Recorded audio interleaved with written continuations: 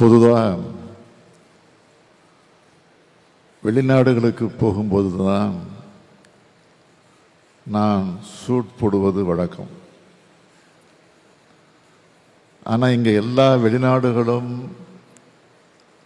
தமிழ்நாட்டுக்குள் வந்துவிட்ட காரணத்தால் இங்கே நான் கோட் சூட் அணிந்து வந்திருப்பது பொருத்தமாக உள்ளது. இன்று காலையிலிருந்து சென்னையில் மழை பெய்கிறது. நான் இங்கே வந்தவுடன் முதலிடும் மழையாக பெய்யும் என்ற நம்பிக்கை எனக்கு வந்துள்ளது. உலகம் முழுவதும் இருந்து வந்திருக்கும் எனது அருமை சகோதர சகோதரிகளே, நீங்கள் அனைவரும் சமத்துவத்தை போற்றிய வள்ளுவரும் கணியன் பூங்குன்றனாரும் பிறந்த மண்ணுக்கு வந்திருக்கிறீர்கள். பல வரலாற்று பெருமைகளையும் புகழையும் கொண்ட தமிழ்நாட்டுக்கு வருகை தந்திருக்கிறீர்கள். உங்கள் அனைவரையும் நான் வரவேற்கிறேன். இந்த மாநிலத்துடைய முதலமைச்சராக மட்டுமின்றி உங்கள் சகோதரனா வருக வருக வருக என நான் வரவேற்கிறேன்.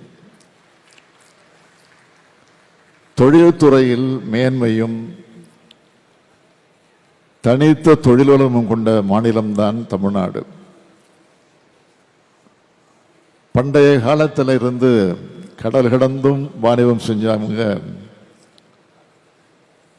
அதனால்தான் திரைக்கடல் ஓடியும் திரவியம் தேடு என்று தொழிலை ஊக்குவிக்கும் பழமொழி உருவாச்சு. இந்தியாவுக்கு பல்வேறு வகைகளில் தமிழ்நாடு முன்மாதிரி மாநிலம். 1920 தென்னிந்திய வேலையளிப்போர் கூட்டமைப்பு எனப்படும்